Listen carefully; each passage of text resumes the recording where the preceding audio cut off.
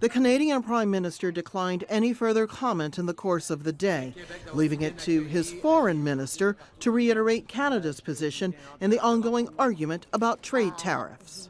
The national security pretext is absurd and, frankly, insulting to Canadians, the closest and strongest ally the United States has had. We can't pose a security threat to the United States. On Saturday, Donald Trump went on Twitter to say that he was pulling out of the G7 communique, which he had just signed at the summit in Canada.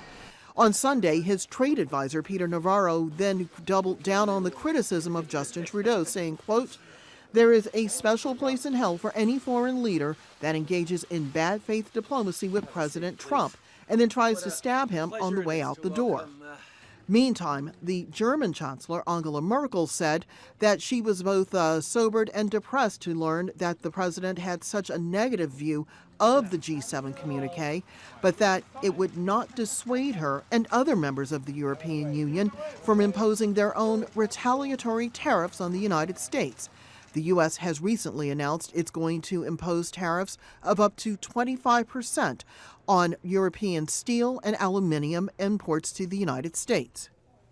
However, there is still deep concern being expressed by President Trump's domestic critics. The G7 partners are our closest allies in the world. We share values, we share interests, we share security. And for the President of the United States to walk into that session and to essentially blow it up and disrespect our allies while embracing Russia and giving benefits to China, countries that are not our allies, and in the case of Russia, indeed our declared adversary, is very worrisome and very destructive. The divide, created by what was once a united G7 group, clearly illustrated in a series of photos released not by the news media, but by the White House itself. Rosiland, Al Jazeera, Washington.